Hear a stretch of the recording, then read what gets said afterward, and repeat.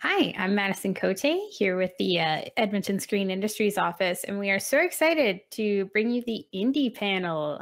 We've got a really unique ecosystem here in Edmonton. We've got multiple AAA studios, we've got some AA's, a nice mixture like with the mid-sized ones like Beamdog and Serious Labs. But when it comes to indies, we have got so much talent.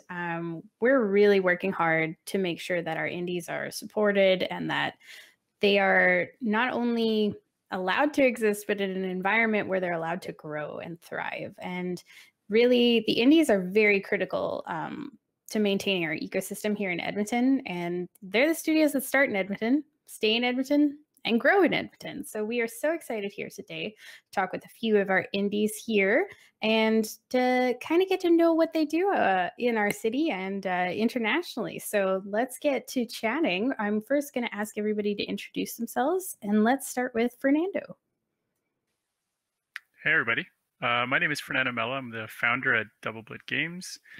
I've actually come from AAA originally. I've been in the industry over 25 years. That's actually what led me here. Most of my time was in AAA. And then prior to starting Blit, I actually worked at Bioware here in town. That's kind of how my family and I got here. Blit Games has been founded in 2019, and we make games with heart and soul. These are games that have a positive impact, either socially or just players feeling good about having played the experience and to get to learn something.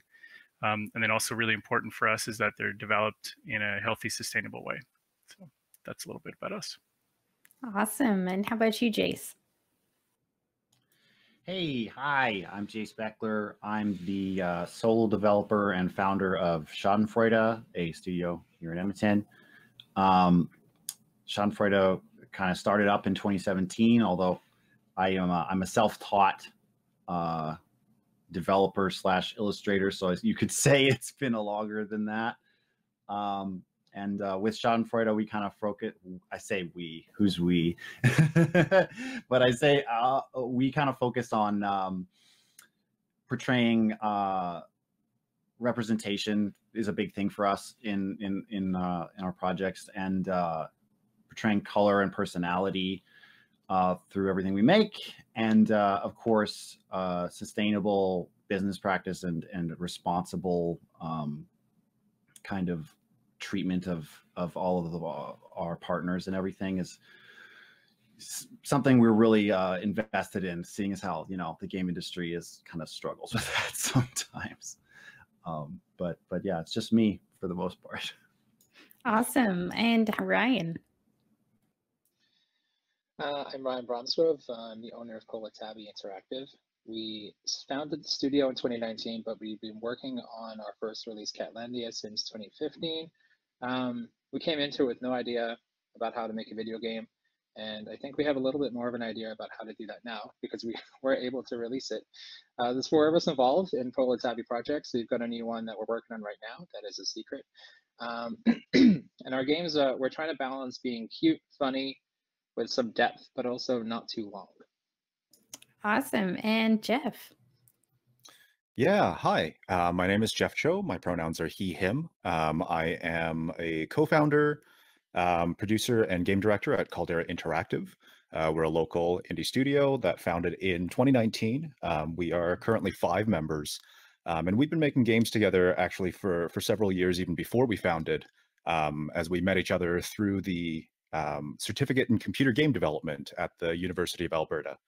And right now we are hoping to make games that are emotionally impactful and resonant for a wide variety of underserved gamers. And I think this is one space that indies and Edmonton indies really excel at. So I'm really looking forward to this chat. Awesome. Well, welcome everybody. I think we should start at the beginning. So Jeff, do you want to tell us, you all got to know each other at U of A, but how did the studio itself start? Right. So yeah, as I was going through the program at the U of A, I fell in love with the art of games, particularly how interdisciplinary, cross-disciplinary it is, and how it allows us to explore and express ourselves in this interactive medium that provides so much more affordances than a lot of other media that I've dabbled with before. So I started keeping an eye on the folks in the program that I thought were just really, really smarter than me, in the hopes that when I finished the program, I might be able to take a bit of startup capital and start up an indie studio here. Because I think, one, we have just tons of talent here in the city. It's a great place for up and coming studios. And so that's how we got our start. Awesome. I think as well with Jace and Ryan, we both saw that they had already started making the game before they actually made the studio. So do you want to kind of tell us how you decided to finally take the plunge into a studio? And maybe I'll start with Ryan. Sure. So actually, our original team also met at the U of A, at the Gateway there, the student newspaper, and we really just wanted to, I think, once we were kind of graduating out, we wanted to continue to be able to make things together. And I think the initial group that started talking about this, we all like video games, we like cats, so it was natural. As for kind of taking the plunge and starting the studio, at some point during the development of Catlandia, we realized what a big task game development is, which is not surprising to anyone who's ever tried it, because there's so many moving parts, and it became a thing of like, well, if we're going to go to all the effort of making this thing work, we should have like a formal way to release it, like not just like put it on a website and all that. You know, we agreed, you know, with all this work, it certainly justifies charging a price for it, and so then that becomes, well, how do you collect money from people? So that leads into legally starting a studio and everything that entails, especially because the first few people that we started showing this game to, their first question was like, is it going to be on Steam? So then we had to figure out how to be on Steam, and then you realize that game development is fun, but then to make your game work as a release, you also need to spend a lot of time on the business of game development, which that's some people might be surprised by how much work that is as well, but it's a ton. So you need a studio for that. Definitely. I think we definitely agree. And we've seen a ton of work from everybody here, as well as so many indie people in our community. But Jace, is it kind of the same story for you? Yeah, I feel like Ryan actually really hit pretty much everything about why I started Schadenfreude. Like, I had been working on Little Hellions long before I actually founded it, the company, but it was mainly an interest of like, okay, this thing that I'm making feels like it's going somewhere, but in order for it to be the best thing it can be and to reach the most people, it has to be delivered in a certain way. And I guess at a certain point, when you get into games, you always know that eventually you'll have to do this kind of more, official, kind of formal, put together version of how you present what you make. It's just making that leap and figuring out all the complexities of like, okay, wait, how does a company work? What is like my position counted as? How do we manage like the finances and et cetera, et cetera? So it was a very practical solution to a very practical problem. But now that it's been going for a while, it's kind of become its own thing beyond just that, right? Yeah, I think we've seen tremendous growth from you, which I'm sure we're going to talk about some fun stuff later. Fernando, you came from AAA, so how the heck did Double Blitz start? Yeah, I guess a little bit different. So I was, as I mentioned earlier, I was here at BioWare for over 12 years. I was actually working as a lead producer on the next Dragon Age, which is going to be coming out soon. Very excited about that. Really loved the team and the game itself. That's why I moved here in the first place, was to work on Dragon Age Origins, and a lot of the same folks were still on that. But one of the things that I realized is the team was kind of coming up to one of the green light gates with Electronic Arts, where we're kind of like moving into full production and getting a bigger team, and it becomes real in a lot of ways at that point. And I realized like most of my time in AAA has been 5 to 7 years sort of per game. Like I tend to stick around after the game ships, and I look after a lot of what happens after that. Patches, multiplayer, those kinds of things, and DLCs and so forth. So I kind of realized like I didn't have it in my heart to kind of sign on for another 5-year thing. And at the same time, like creatively, I had already been thinking a lot about wanting to get into doing some of my own content. I wanted to get a lot closer to the game. Obviously in AAA, you're working with teams of hundreds of people plus external companies. So you're very detached from what's actually happening day to day. And that was one of the things that I really wanted to get back into as well. So yeah, it was just really more a little bit of that. And then actually for the first time we had in October 2019, the Reboot Conference, which is an industry conference that has primarily just been in Europe, and they started up for the first time here in Banff, of all places. They had brought a North American version of it, and that was in October. And it just kind of seemed like a lot of pieces sort of came together very quickly. And then all of a sudden it was like, yeah, I should probably like form a company and then start talking with other folks, and actually ended up meeting some of the folks that are working Double Blit right now there, which is awesome.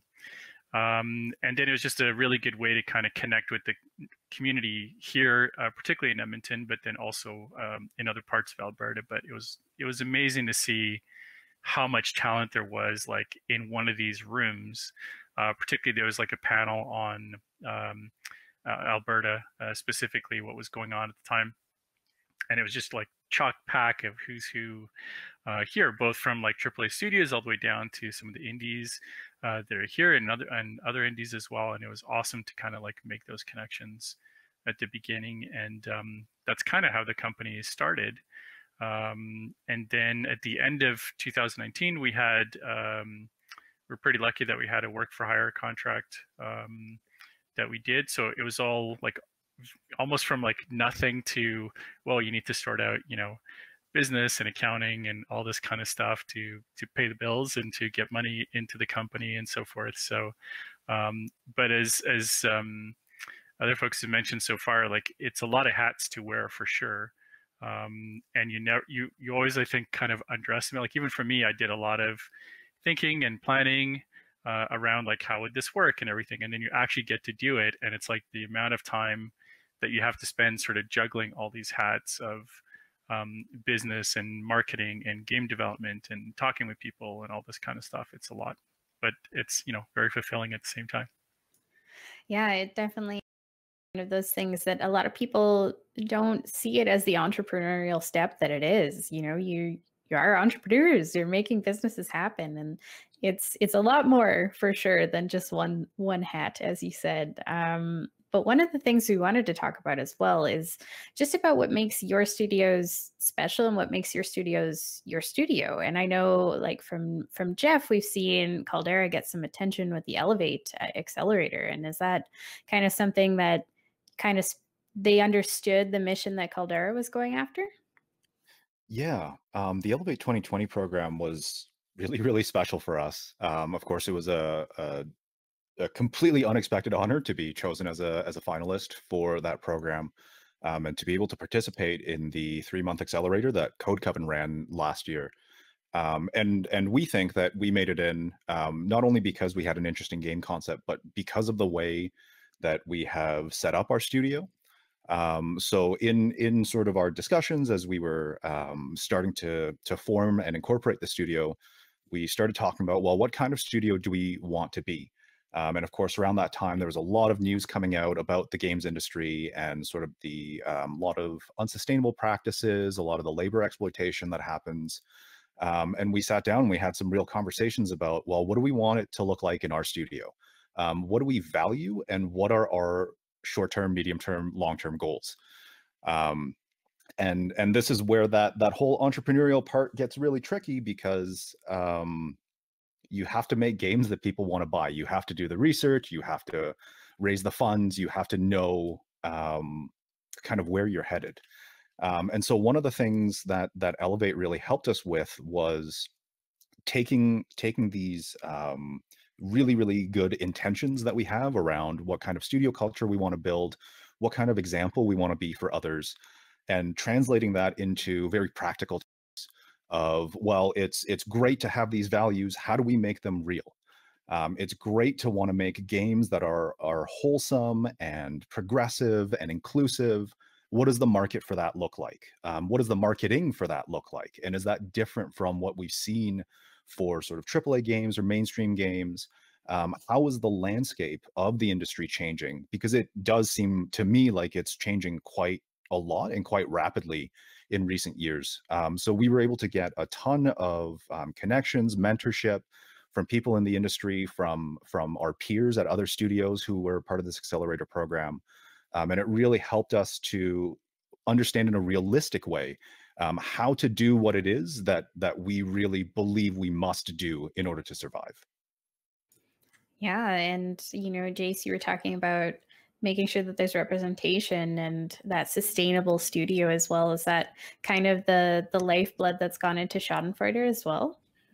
Yeah, well, being a solo dev, I guess what's special about Schadenfreude is almost like what's special about me, which is like a really weird, thing to express. But yes, as a person of color, I really value representation, and that's beyond just it's all types of people, right? Like a big focus for me in Little Hellions, for instance, is portraying body types in the characters, and having all their silhouettes be as different as possible and as diverse as possible. So that's a very big part of Schadenfreude, at least I believe. And of course, since I'm the only person working on it, I have full control of that. Now, one thing I hope that in the annals of history, Schadenfreude is considered this way, but it's ultimately not up to me, is that when it comes to issues of representation, like, I'm not an authority on that, right? Like, I don't have the final say on that. I'm not literally every type of person that exists. So a thing that I strive to do with Schadenfreude is to get proper consulting in areas that are my blind spots, right?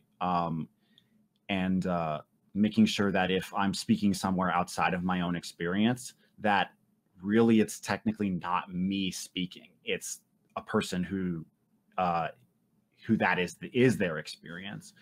And I think that's really, like, not only valuable, but honestly, like, mandatory in my perspective. So I think that's a really important part of Schadenfreude, for sure. Yeah, that's amazing to hear. I know we've seen a lot of changes in the past few years and even in the past few months, and so it's great to see things like that. And when we talk to game devs, they all, you love games at the end of the day, and making them enjoyable for everybody is the fun part. Like with Ryan, with Polar Tabby, you said that you kind of want to focus on shorter games, and that being something a little bit more playable than, say, Fernando's past game with maybe some records of words that go on there. So is that something that kind of went into the whole design of Polar Tabby? I think so. I mean, as a person who enjoys video games, I enjoy those hundreds of hours games like Dragon Age Origins.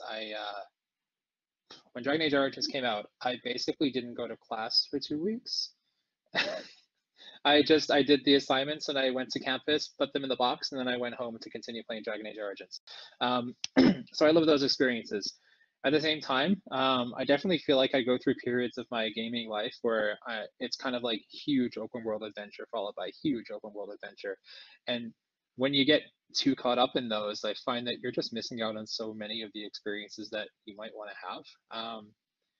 When you have limited time to play video games because you're making them or because you're doing all these other things in your life, sometimes it just feels like, oh, here's another couple hundred hours on this before I can play all these other games. And so when when we went into talking about how to make Catlandia and future games too, not only, of course, as a small studio is it are the resources not quite available to make hundreds of hours long games, but it also did become a conscious decision, like, let's make a game that is really fun. Maybe has a surprising amount of depth to it, hopefully, but doesn't overstay its welcome. It's kind of you get your game, you play it, a couple evenings later, you're done. In fact, I think the triggering event that had us decide on making Catlandia in the first place was me and one of the other original members had both recently gone on flights, which is a thing that you used to be able to do. And at that time, anyway, we were thinking, oh wow, there must be like some games that I can just download on my phone and just play on the flight, and then it's kind of just done. And there are now, but at the time, it felt like everything on a phone was just meant to keep you continue playing forever and ever and ever. And like, I want to get to other games, so I just want to be done with it and move on to the next. And so that has definitely been a conscious decision with Catlandia, and I think it will continue in the future for us. Yeah, definitely. I think we all kind of feel the same about these amazing open world games, but sometimes you just want something simple and, you know, even just like a match 3 or something like that every once in a while, right? But Fernando, so little shout out there to you as well. But you kind of went in a very different way of doing things because you're working on 3 games at once, which is not the typical way of, you know, starting off an indie studio. But was that kind of the original intent, or how did you end up there? Yeah, I guess so. One piece of advice is don't do that, and focus. The reason there's a couple of reasons. One is I think there was as I jumped from AAA to doing indie, there was like this, you know, genuine void of like, I want to go do all these things that I haven't been able to do in the past decade and a half. And then the other part too is, to be honest with you, like on the indie side, there's still so much that I'm learning. So having come from the AAA side and the publishing side, I spent a few years there as well. And there's a huge, like, this is how it works here, but it's very different. Like I had to relearn, what does it mean to put a game on Steam? We were talking about that earlier. Like there's all these knobs and stuff you've never seen before. And how does that work? And what does it do? And I think in terms of the games, there was also a sense of, as I was talking with some of the folks that are collaborating with a game director on the games, honestly, even for me, I wasn't sure which ones were going to work. So as I was trying to put together the studio in the best foot forward to go out to publishers and to get some grant funding or investors or whatever the case was to allow us to get the funding that we needed to go and produce these games, I wanted to be able to knock on as many doors as possible. And that was one of the first things that we started to run into was, even on the indie space, you have publishers that they will publish certain kinds of games or certain budget ranges or whatever the case was. So it was a way for us to kind of like, one, me creatively, I wanted to go and do a bunch of stuff. But two, it was also a good way to kind of spread our eggs, not in the same basket of like, well, we're making this kind of a game, and this I think will work for some publishers, and then we have this other game which I think will work for other publishers. Having said that, I think we have now focused a lot more. Like we're very much focused now on game director story. That for me was, you know, if I do nothing else, I want to get that game out the door, because it speaks a lot of my own experience, and I think there's a big gap that I see in our industry. And having spent a lot of time, particularly in the last few years at BioWare on the community side, and even more so now as an indie, one of the things that I continue to see is this kind of big disconnect between players and developers. And at times you do get to this state where it becomes even toxic. Like it is not a healthy relationship a lot of times, if you can even call it that.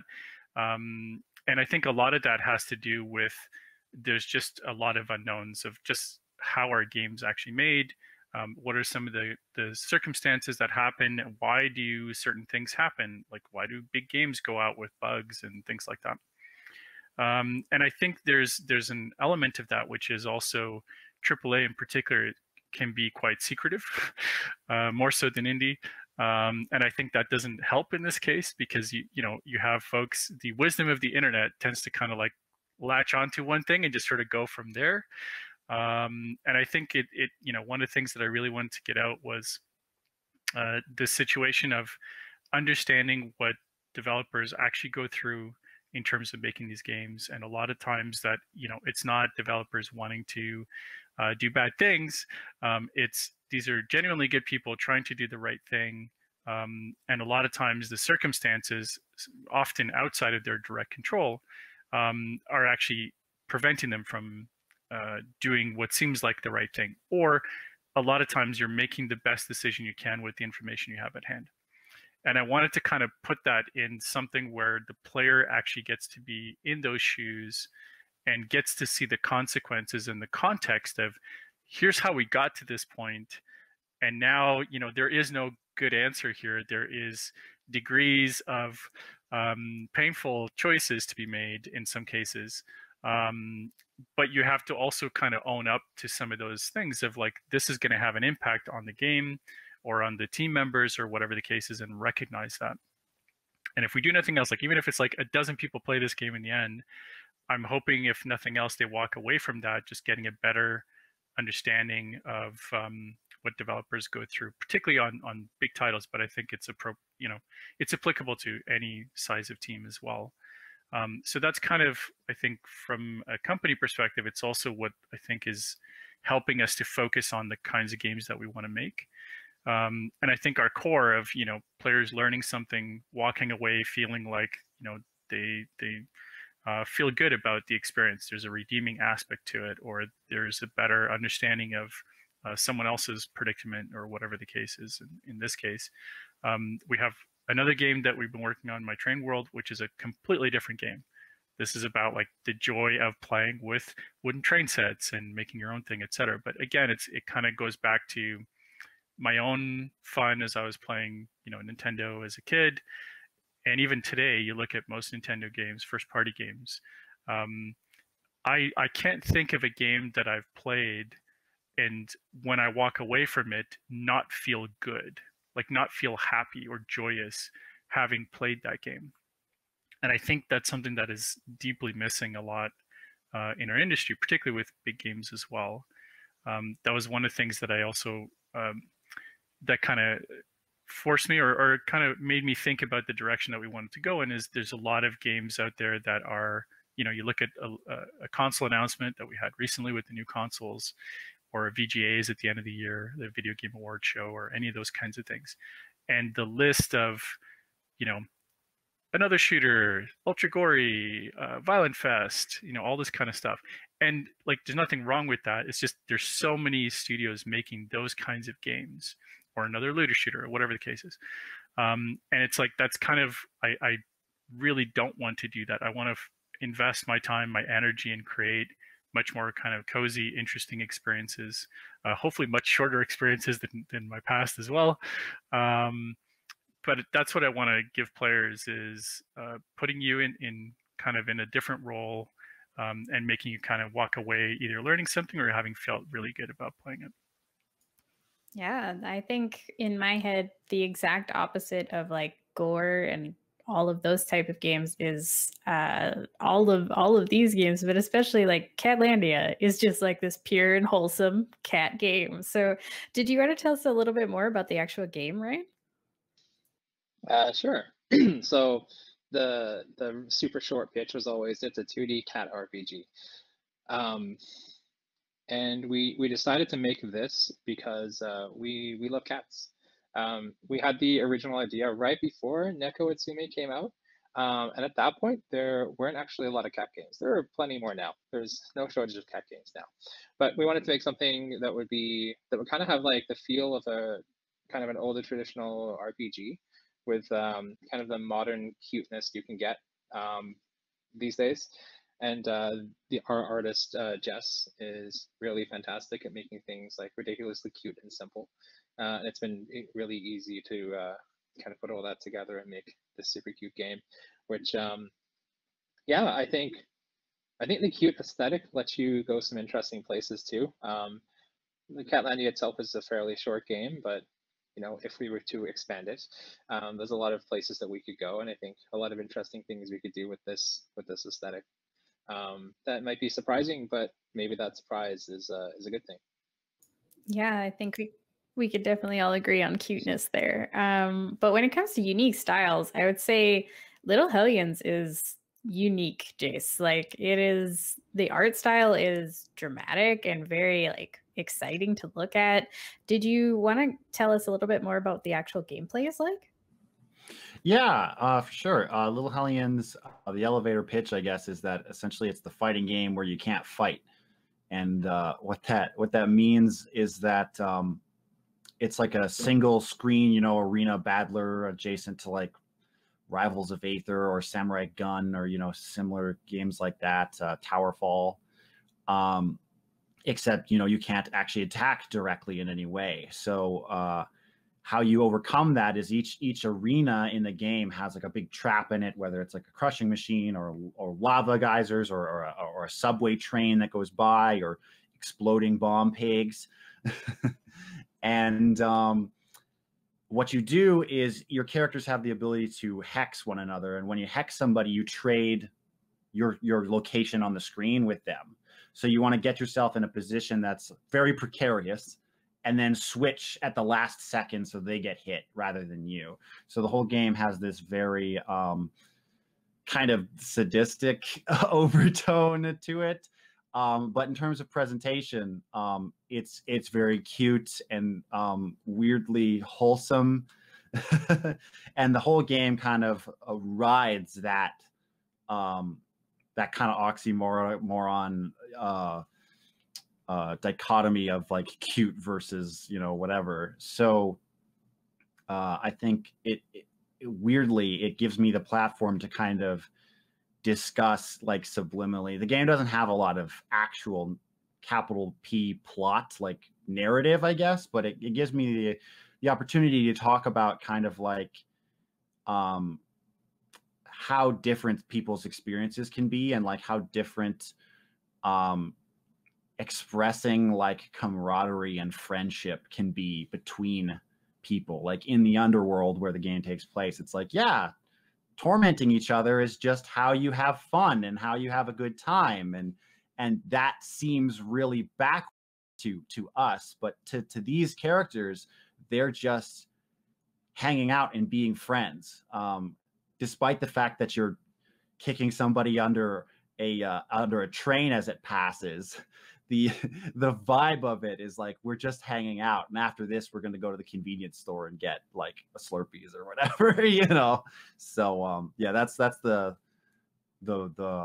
base premise of Little Hellions. Amazing. I think that's a very unique way to define friendship, that's for sure. But it sounds like a fun one. And Jeff, with Caldera, I don't know how much you're allowed to tell us right now about the project that you're working on. Yes, we will be announcing more details about our current project actually fairly shortly, I hope. What I can say is that I and we as a team very much echo a lot of the things that have been said here. We're very sort of interested in making games with intentionality and purpose, right? Especially around themes like violence, or what we give as tools or affordances to the player to solve the challenges that they're presented with, and what implications that has for you know, how players relate to the world, how players relate to each other, how they relate to themselves. So we really hope that the medium of games can be something that is an exploration, that is an exercise in empathy and self-realization as well. That it has more value than mindless entertainment, and that it can lead people to examine themselves and the state of the world a little bit deeper, and hopefully, you know, come out the other end as better people who are concerned about all of these things that are happening, that are real problems in the world, or real obstacles that, if we work together and come from a place of common understanding, we have paths forward now that I think we're starting to see that, hey, like, violence isn't the solution to everything. It's actually kind of a bad solution. We've known this for a long time, but why are all of our games presented in a way where violence is the solution to our problems? And so we're really interested in exploring different types of gameplay, different types of collaboration, different types of empathy through the experiences that we can provide for our players. Wow, yeah, I think that's I think people will definitely have to stay tuned for whatever is coming up. That sounds so exciting. But what I've kind of got from chatting with you so far is everybody has this really unique perspective on the community that the games is and who makes games in that environment. And I just find it so interesting that you're all working in Edmonton on such different games and have these amazing philosophies behind them. But there's something about the Edmonton community that has kind of encouraged anyone to move or to grow? I know with Jace and Ryan, you both had a chance to share your games off back in 2015 at GDX. And is that something that's kind of impacted your game development as you move forward? And maybe we'll start with Jace this time. Sure. Yeah. I mean, it's name dropping GDX. Like GDX is like, other than Global Game Jam, where Little Hellions literally started, GDX is like the start of Little Hellions being a thing that I realized was worthwhile and wasn't just something I fiddled around with. You know what I mean? That was the moment when I got to see players. I don't know if you've ever had somebody like laughing at your game, you know what I mean? Where they like do something and they're like, oh, that's amazing, or whatever. But that seeing players react in that way was the moment of me being like, oh, okay, I'm addicted now. And I think part of why GDX had so much of that energy is because, frankly, the people that you would get at GDX are the same people you're going to get everywhere games exist in Edmonton. And those kind of people are, they play video games, yes, but also they're deeply interested in learning about game design. I think Edmonton as a city, I mean, it's just my home, so I'm biased to like it, but I think it's a very curious city when it comes to development. I think people want to learn game development, and I think that whether that's motivated by liking games just generally, or always being interested in game development, or all the different walks of arriving at this place, I think the community in Edmonton is really excited to explore like what they're capable of in this space. I think the community itself is still coming together. I think we're still learning how to communicate with each other. Like part of why this panel is so cool to me is because before we started talking, I was like, dang, whoa, there are way more people doing stuff in this city than like even I knew. And I'm trying to have my finger on the pulse, So I think we still have room to grow for sure. There's always room to develop, but I think that like hunger for making things and learning how to make things is very, very strong here in Edmonton. Yeah, I definitely agree. And, Ryan, you're someone who's been really involved in the community with a bunch of different groups and with Gateway and a wide variety of putting yourself in this game development community. And did that kind of all start back in 2015? Yeah, in 2015, I attended GDX as a journalist for Review Weekly, RIP. And I was walking around looking at all these people making games, and it occurred to me, I could be one of those people. That was definitely one of the steps on my decision to just kind of go for it. Like I saw all these other awesome people making stuff, and I thought I could get out of that. So we presented Catlandia for the first time at GDX 2016, and it was the simplest thing possible. It was just like the player cat. You can move the cat around on the screen, and you could have extremely limited conversations with like 2 other cats. And even though it was so simple, seeing people's reaction to that, like they just immediately, I think, loved it, just loved the idea of it. And so that was super encouraging. And like before that event, we kind of developed on and off, and there'd be kind of periods where we do nothing for a while, but we knew that we wanted to be at this event, so we kind of got things together that far. And then after that event, like basically every time that I kind of felt like, oh, it's really hard. I don't want to do it anymore. I was just like, well, those people really loved it though. So it really kept me going through some of those times. And we had other events that we did, and we were able to kind of show off the game as it got better and better, and then finally released. And then obviously through doing these events, I ended up meeting a lot of people. And I helped out with Interactive Arts Alberta for a while, and I'm still kind of active in community stuff. Looking forward to new stuff as well. Looking forward to when the the pandemic ends and I can go say hello to everybody again, because I felt like I was just kind of getting started meeting people, especially the reboot event that was mentioned there too. I met so many, like I knew of a lot of people before I went there, but actually being in Banff for a full weekend, I was able to actually like spend real time with these people that I've like known of but never really talked much to. And so that was really awesome. Yeah, I think it's that weird thing where we've all made friends like through Twitter or through Discord or through things like that. But when you see them in person, you're like, oh my goodness, you're the person I talk to like every day. And it's something that we've seen become way more common these days, that's for sure. But back in the day when they told you don't meet strangers off the internet, now we're a little bit past that. But talking about that feeling of when people like your game, like we can still see, like Fernando still got excited when you mentioned like Dragon Age Origins being a game that you like. This is what we love to see from developers, is they genuinely love their games, and all games really, and they just want to talk about it. And Fernando, as somebody who moved here specifically for BioWare, is there a reason why you chose to start Double Blit here? Yeah, I mean, there's quite a few actually. I think by far the biggest one was, as I mentioned, with Reboot coming here, or at least in Banff, and an opportunity to connect with everybody that was here. And actually just getting a sense of the breadth of talent that's in the community and people working on some really, really amazing things. I think it's like, the way that I always try to think about it, it's a little bit of a sleeping giant to some extent.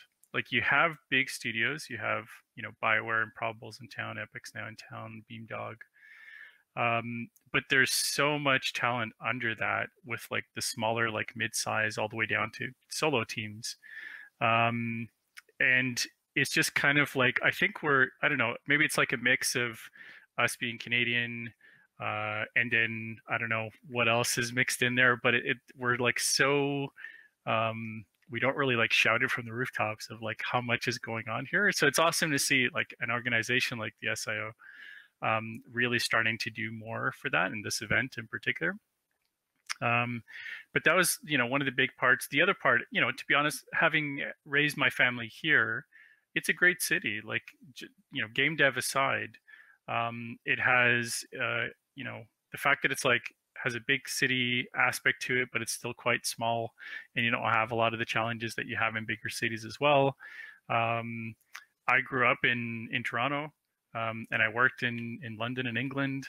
Like people here complain about traffic, but let me tell you, there's nothing compares to traffic in some of these other big cities. I easily drove, when I was working in Toronto, and I lived outside of downtown core and worked in the downtown core, and I could easily spend an hour and a half each way. So 3 hours of my life in a car, not moving much further than you could walk, at pace wise. And that was perfectly normal. People still do it every day over there and in other big cities. And that to me nowadays is just like, well, why would you ever put up with that? It's taking away from family time and from your own personal time and things like that, and just the frustration of it. I mean, we have a city which has an amazing green belt along the river with bike paths and stuff. You can ski in the city if you want, and not too far away you have even better hills. The mountains are not too far away. Like it's an amazing place to be. But then also like we have such amazing, particularly tech talent as well. And you start to see it actually with Google now being here and other things as well. But I think it was actually quite unfortunate with COVID hitting, with BioWare moving into the downtown core, and a lot of the other big studios are there. I think I've seen this in a lot of the other cities where you have this kind of social melting pot. Like people you keep running into people at a restaurant when you go out for lunch or after work, and you go for a coffee or whatever the case is. And I think you need something like that to help sort of like bubble up these organic connections and that sense of community, because when you see those folks at an event, now you recognize more people and things like that. And unfortunately, we can't get that going until things are more back to normal. So that's been a little bit more challenging because everything's kind of virtual nowadays. But otherwise, I think I can't wait for that to happen, where you start to get more of that that community aspect that's here, because we have it all already. Like, all the people are here, and I think they're super excited. I've had nothing but fantastic experiences anytime I've reached out to anybody within the community here, and it's such a welcoming place, and I think the city is fantastic. So it was a bit of a no-brainer in that sense of doing it here. For sure. And Jeff, you're also a Ontario transplant, but I think you came here for slightly different reasons than some other folks. I did. I also kind of grew up and was raised in Toronto. And before I came to Edmonton, I was living in Kingston, Ontario for about 6 years. Beautiful, beautiful little city. And it honestly didn't take me long to fall in love with Edmonton as well. Been here for, I think, close to 8 years now. At the time that we decided to start our studio, the conditions in Edmonton and in the province were looking very favorable for game studios. We had things coming up like the interactive digital media tax credit. We had news that, Reboot was going to be starting the Reboot Red series that Fernando mentioned in Banff.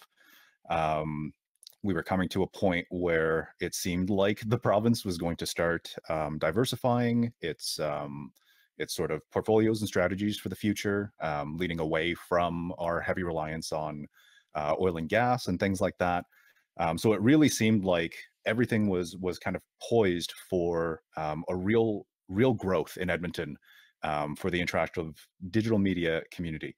And I think it still is. And I think we're seeing a lot of that upward movement now. The incredible support that Caldera has gotten from the ESIO and the opportunities that that's afforded us. Things like Edmonton Direct coming up, that is honestly just extremely exciting. Even if it wasn't, in the age of COVID, this would be just a huge event, I think, with a ton of attendance, a ton of excitement.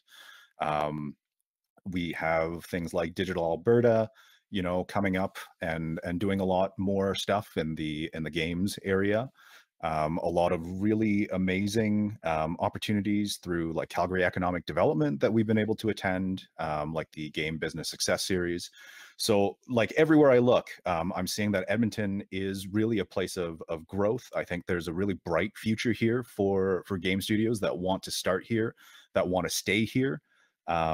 And it's up to us to sort of steer that path and make sure that we end up on a good, sustainable industry, not just to be able to make games and pay our people, but I think that this is going to benefit the city and the province in the long run, and this is where we're headed. Oh, definitely. And we can see that kind of provincial approach at this event with having the Alberta Esports Association, and really seeing how many people not only from Edmonton and Calgary, but from all of Alberta are interested in game development. I mean, Celeste came out of Grand Prairie. Like that's a real thing. So these are the things we love to talk about and to expose people to. And there's just so much talent here. So it's so exciting to talk with you folks. But I kind of want to get a sense, because I think we have some people who maybe are watching this who maybe have that feeling kind of similar that Ryan had of, I could be one of these people. So is there any advice that we can get for somebody who's maybe looking to build their own studio in Edmonton? And maybe we'll start with Fernando there. Yeah, sure. I mean, definitely I would encourage you to do it. As you kind of heard us talk about, there's a lot that is going on. And I think, on the horizon, I think there's also some amazing things that are going to be coming. I think the future is only going to get better. So I can't wait for that to happen. Now is actually a really good time to do it. There's fantastic schools that are here in terms of new talent becoming available. there's also, as we've been talking about, there's a great community of talent already here. So I would say, if you're thinking of starting that, do it. Reach out to folks, reach out to organizations like the SIO and Digital Alberta. Feel free to reach out to, I'm sure, any of us. I won't speak for everybody else, but feel free to connect with me. If you need anything, I'm more than happy to help out in any way possible. Yeah, and I think I would definitely encourage you to consider doing it here for all the reasons that we were talking about, for sure. And I'm guessing everybody else agrees with that. Maybe I need to make you all talk about it, but I'm getting the thumbs up. So I feel like they're all just going to echo what Fernando has to say, but he's so well spoken. So that's why we always throw him in there first, right? But what we really need to know is your games. Where can people find them? Where can people get them? Like, we need to play these. We need to play them now. So let's start with Ryan. Sure. You can find Catlandia on Steam for PC and Mac. You can also get it on the Google Play Store for Android. I don't think we're on the iOS one anymore, so not there. But any of those other places, or Itch, you can get the PC, Mac, or Android version by Itch. Website's catlandiagame.com. Twitter account is @catlandiagame, and the Twitter account for the company is @polartabby. Awesome. Yeah, we definitely got it through the Itch back in the Black Lives Matter movement bundle last year. So super, super awesome there. Yeah. Jace, how about Little Hellions? For sure. Before I mention that, though, one quick thing about starting up with game development or anything like that. Just a quick recommendation for anybody who wants to get into game development. Please just go to a game jam. Like, you'll be like, how do I make games? How do I get into games? There's so much to do. I don't go to a game jam. And then suddenly you're like, oh, I'm a game developer now. It'll just happen. It's so integral. And that's how Little Hellions started. I think that's how many games have started, so cannot. For sure. Fernando, how about you?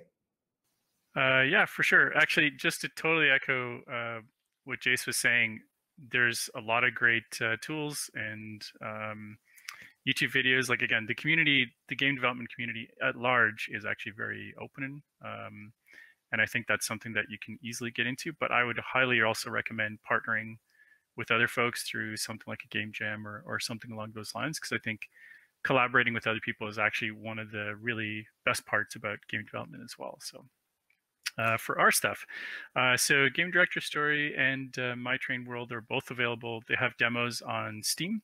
They're not yet released. They will be soon, hopefully. So for now, you can download and play the demos. You can reach out to us at doubleblit.com, BLIT, as well as on Twitter with same name. And you'll also find links to the games from there as well. For sure. And Jeff, like we were saying, we don't get to play the game yet, but where will we find out more information about it? Yeah, unfortunately, you won't be able to play a demo just yet, but you can keep an eye out for the announcement and keep in touch with us. Our website is calderainteractive.com, and our Twitter is @Caldera Interact. For sure. And Jace, if you want to tell us a little bit about where we can get our hands on Little Hellions. Yeah, I stay for the whole thing, and then when I need to plug myself in, I just I drop out of the call. Yes, if you want to keep up with Little Hellions, there's two major places to do so. On Twitter, you can follow us at @little_Hellions, and then on Twitch, twitch.tv/shadystreams. That's SCH80 streams. I stream game development every Monday, Wednesday, and Friday. And sometimes we do demos of the game via Parsec for like early testing and stuff. And it's overall super chill. And we just hang out and work on the game and mull out ideas live. So that's the major place. I guess we also have a Discord, but you can just find that on the Twitch channel. So for sure. And before we close up too much, Jace, you're pretty instrumental behind our signature event here with Esports Alberta, with rock, paper, scissors. We would be remiss if we didn't acknowledge that. So did you want to tell us a little bit about what people have in store if this is their first try at rock, paper, scissors? Yeah, I mean, I suppose that's totally worth bringing up. Beyond Little Hellions, there is a couple other projects that I'm working on, RPS Royale being one of them. It's kind of like it started with Salt Mines, the event in Calgary. They have a tradition with their community of doing giant rock, paper, scissors tournaments with like 100 people, which is like wild to see. Of course, when COVID happened, it's like, oh no, this huge part of the community can't.